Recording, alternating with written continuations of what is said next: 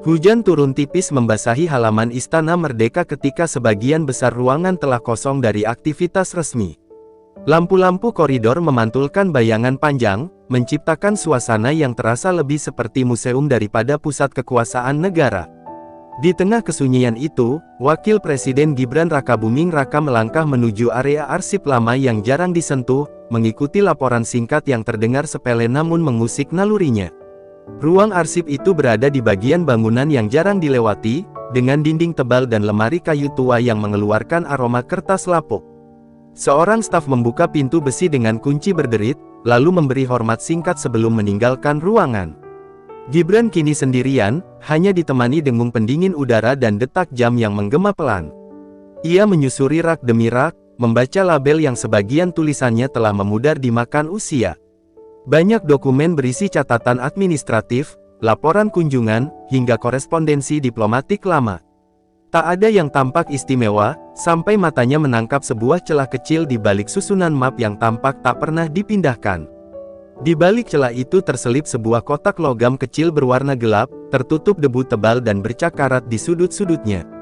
Benda itu tidak tercatat dalam daftar inventaris ruangan. Saat diangkat, beratnya terasa tak wajar untuk ukuran sekecil itu, seolah menyimpan sesuatu yang jauh lebih penting dari sekadar kertas biasa. Gibran membersihkan permukaannya dengan sapu tangan, memperlihatkan lambang Garuda dengan desain lama yang jarang digunakan setelah era awal Republik. Di sisi segelnya terdapat bekas lilin merah yang telah mengeras puluhan tahun. Jantungnya berdetak lebih cepat, bukan karena takut, melainkan karena firasat bahwa ia sedang memegang bagian sejarah yang sengaja disembunyikan. Kunci kecil di bagian samping kotak ternyata bisa dibuka dengan mudah, seakan tak pernah benar-benar dimaksudkan untuk terkunci selamanya. Saat penutup terangkat, tercium aroma khas kertas tua yang langsung membawa suasana ke masa yang jauh. Di dalamnya terdapat satu amplop tebal berwarna krem, dengan tulisan tangan yang tegas namun anggun. Nama, Soekarno, tertera jelas di bagian bawah, lengkap dengan tanggal yang membuat Gibran terdiam cukup lama. Ia tidak langsung membuka amplop itu, seolah sadar bahwa tindakan kecil ini bisa memicu rangkaian peristiwa besar yang tak bisa lagi ditarik kembali. Pikirannya melayang pada berbagai pidato Bung Karno yang sering ia dengar sejak kecil, tentang keberanian, tentang bangsa yang harus berdiri di atas kaki sendiri. Namun apapun isi surat ini, jelas bukan bagian dari narasi sejarah yang selama ini dikenal publik. Dengan napas ditahan, ia akhirnya mengeluarkan surat dari dalam amplop. Kertasnya telah menguning, namun tulisannya masih terbaca jelas, seakan pesan itu menunggu waktu yang tepat untuk kembali bicara. Kalimat pembuka langsung terasa berbeda, tidak seperti surat resmi, melainkan seperti percakapan antara dua orang yang dipisahkan oleh zaman. Gibran menutup matanya sejenak sebelum mulai membaca lebih jauh, menyadari bahwa malam ini bukan sekadar kunjungan singkat ke ruang arsip, melainkan awal dari sesuatu yang mungkin akan mengubah cara bangsa ini melihat masa lalu dan menentukan langkah ke depan. Di luar, hujan masih turun perlahan, seolah menjadi saksi bisu bahwa sebuah rahasia besar baru saja terbangun dari tidurnya yang panjang. Gibran membaca baris demi baris dengan napas tertahan, seakan takut jika makna di dalamnya menguap bila ia berkedip terlalu lama. Surat itu tidak memakai bahasa resmi kenegaraan, melainkan kalimat yang terasa sangat pribadi, seolah Bung Karno berbicara langsung kepadanya dari masa lampau. Isinya membuka dengan pengakuan bahwa Indonesia pernah berada di persimpangan besar yang tidak diketahui publik. Bung Karno menulis tentang tekanan global, permainan kekuatan asing, serta kompromi yang harus diambil demi menjaga keutuhan bangsa di tahun-tahun awal kemerdekaan. Namun di balik semua kompromi itu, tersimpan rencana besar yang tidak pernah benar-benar dilepaskan. Sebuah rancangan yang disiapkan diam-diam, menunggu waktu ketika negeri ini cukup kuat untuk berdiri tanpa sandaran siapapun.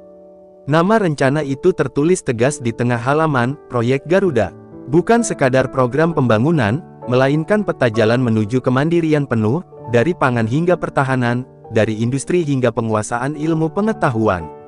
Bung Karno menjelaskan bahwa fondasi awal sempat dibangun, tetapi dihentikan ketika situasi politik menjadi terlalu rapuh.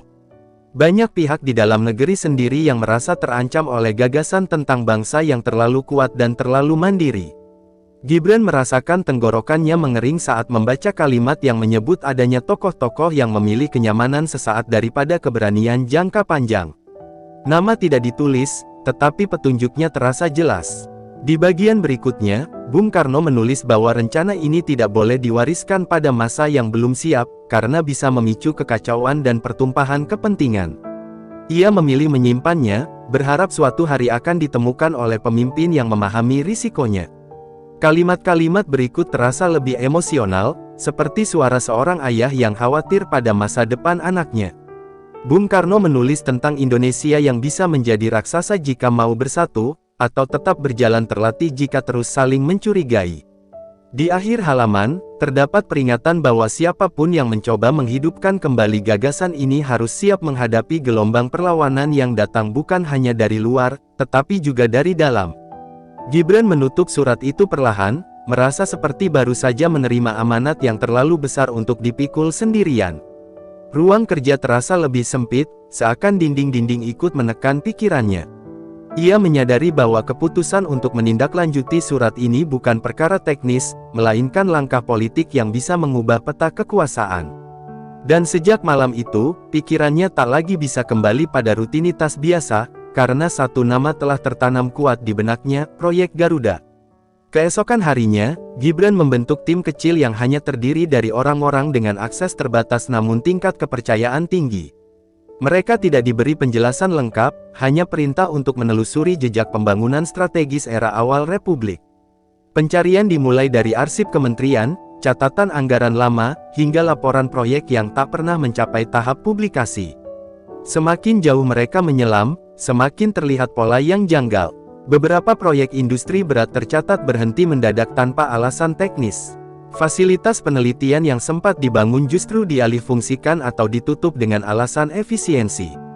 Salah satu anggota tim menemukan dokumen pengadaan alat produksi yang tak pernah sampai ke lokasi tujuan. Jalurnya terputus di tengah jalan, seperti sengaja disabotase sebelum bisa dimanfaatkan. Gibran mulai menyadari bahwa proyek Garuda bukan gagal karena ketidakmampuan, melainkan karena terlalu berbahaya bagi pihak-pihak yang ingin Indonesia tetap berada dalam posisi lemah. Dalam wawancara tertutup dengan beberapa saksi sejarah, muncul cerita tentang tekanan internasional, ancaman embargo, dan permainan utang yang sengaja diarahkan untuk membelokkan arah pembangunan nasional. Ada pula kisah tentang pertemuan-pertemuan rahasia yang memutuskan agar Indonesia fokus pada ekspor bahan mentah, bukan pada penguasaan industri bernilai tinggi. Semua itu seperti kepingan puzzle yang kini mulai menyatu di hadapan Gibran, membentuk gambaran besar tentang mengapa cita-cita besar bangsa terasa selalu tertunda. Ia merasakan kemarahan yang sulit disembunyikan, bukan karena masa lalu yang tak bisa diubah, tetapi karena masa depan yang seharusnya bisa lebih baik. Namun semakin dekat pada kebenaran, semakin besar pula risiko yang mengintai. Informasi mulai bocor, dan pergerakan timnya mulai tercium oleh lingkaran elit. Telepon dari berbagai pihak mulai berdatangan, berisi nasihat halus agar ia tidak melanjutkan penelusuran yang dianggap sensitif. Tetapi bagi Gibran, mundur justru berarti mengkhianati amanat yang kini telah berada di tangannya. Isu tentang penelusuran dokumen lama mulai beredar di kalangan politik, meski belum muncul di media. Beberapa tokoh berpengaruh menghubunginya dengan nada bersahabat, namun syarat peringatan. Ada yang menyebut stabilitas ekonomi bisa terguncang jika arah kebijakan berubah terlalu drastis. Ada pula yang mengingatkan tentang reaksi mitra internasional yang tidak akan tinggal diam. Di sisi lain, sejumlah akademisi dan pelaku industri strategis mulai mengendus adanya peluang besar. Mereka mengirim kajian, rekomendasi, serta data yang menunjukkan bahwa Indonesia sebenarnya memiliki kapasitas untuk bangkit lebih cepat. Gibran berada di tengah pusaran dua arus besar, kehati-hatian yang membelenggu dan keberanian yang penuh risiko. Tekanan makin terasa ketika beberapa kebijakan kecil yang ia dorong mulai mendapat perlawanan di tingkat birokrasi. Proses yang biasanya lancar mendadak diperlambat tanpa alasan jelas. Ia menyadari bahwa ini bukan lagi soal wacana, tetapi sudah memasuki wilayah pertarungan arah negara. Malam-malamnya diisi dengan diskusi panjang bersama tim, menimbang setiap kemungkinan, menghitung dampak sosial, ekonomi, dan politik. Di sela kelelahan itu, ia kembali membaca surat Bung Karno, mencari petunjuk, mencari keyakinan bahwa langkah ini memang layak ditempuh. Kalimat tentang keberanian menghadapi kegaduhan terus terngiang di kepalanya, seolah menjadi pengingat bahwa perubahan besar tak pernah lahir dari kenyamanan. Ia pun sampai pada kesimpulan bahwa diam justru akan memperpanjang ketergantungan yang selama ini menahan laju bangsa. Maka keputusan pun mulai dibentuk, meski ia tahu, begitu langkah diambil, tak akan ada jalan pulang. Sebuah forum nasional dipilih sebagai panggung pertama untuk membuka arah baru. Bukan dengan menyebut proyek Garuda secara eksplisit sejak awal, melainkan dengan membangun narasi tentang tantangan global dan posisi Indonesia di dalamnya. Gibran berbicara tentang dunia yang semakin kompetitif, tentang negara-negara yang berlomba menguasai teknologi, sumber daya, dan jalur distribusi. Ia menyinggung fakta bahwa Indonesia terlalu lama berada di posisi pemasok, bukan pengendali. Terlalu sering bergantung, bukan menentukan. Nada bicaranya tegas namun terukur, menyentuh kegelisahan yang selama ini dirasakan publik, tetapi jarang diucapkan oleh pemimpin. Ketika suasana ruangan mulai hening, ia pun menyebut adanya pesan sejarah yang selama ini tersembunyi, sebuah rencana besar yang pernah disiapkan untuk membawa bangsa ini berdiri sejajar dengan kekuatan dunia. Nama proyek Garuda akhirnya terucap, memicu bisik-bisik di antara para hadirin dan ledakan diskusi di ruang digital. Ia tidak mengungkap seluruh detail, hanya garis besar tentang kemandirian strategis dan pembangunan berbasis kekuatan sendiri. Reaksi publik pun terbelah, antara harapan dan kecemasan, antara semangat dan keraguan. Media menjadikannya tajuk utama, sementara para elit mulai menghitung ulang posisi mereka dalam peta kekuasaan yang mulai bergeser. Pidato itu menjadi titik yang tak bisa dihapus, karena sejak saat itu, arah diskusi nasional berubah drastis. Dan, bagi Gibran, ini baru permulaan dari badai yang lebih besar. Ruang parlemen menjadi arena perdebatan sengit tentang masa depan kebijakan industri dan sumber daya. Setiap fraksi membawa kepentingan yang saling bertabrakan. Kelompok yang selama ini diuntungkan oleh pola lama berusaha mempertahankan status quo dengan alasan stabilitas. Sementara pihak yang melihat peluang perubahan mendorong percepatan reformasi struktural yang selama ini tertunda. Lobi-lobi terjadi hampir setiap malam, pertemuan tertutup semakin sering digelar, dan keputusan-keputusan penting dipertaruhkan di balik pintu yang tak pernah diliput kamera. Gibran harus memainkan strategi politik dengan hati-hati, menjaga dukungan tanpa kehilangan arah utama. Ia menyadari bahwa visi besar akan runtuh jika tidak disertai langkah taktis yang cermat. Di sisi lain, suara publik semakin keras, terutama dari kalangan muda yang melihat masa depan mereka dipertaruhkan dalam pilihan hari ini. Tekanan ini membuat para pengambil keputusan tak bisa lagi berlindung di balik alasan prosedural. Perubahan mulai terlihat, kecil namun signifikan, dalam bentuk kebijakan awal yang mengarah pada penguatan sektor strategis. Meski belum menyentuh inti proyek Garuda, langkah-langkah itu menjadi sinyal bahwa arah mulai bergeser. Namun setiap kemajuan selalu dibarengi upaya untuk menarik kembali rem perubahan. Pertarungan belum selesai, bahkan justru baru memasuki fase paling menentukan. Beberapa bulan setelah surat itu ditemukan, Indonesia tidak serta-merta berubah, tetapi kesadarannya telah bergeser. Diskusi tentang kemandirian nasional kembali menjadi topik utama di kampus, industri, hingga ruang keluarga. Bung Karno tak lagi hanya dikenang sebagai simbol sejarah, melainkan sebagai pemikir strategis yang visinya relevan dengan tantangan hari ini. Gibran berdiri di sebuah upacara kenegaraan, memandang bendera yang berkibar, menyadari bahwa langkah yang ia ambil telah membuka kembali percakapan besar yang lama terkunci. Ia tahu, mungkin ia tak akan melihat seluruh hasil dari perjuangan ini, tetapi setidaknya arah telah dikoreksi.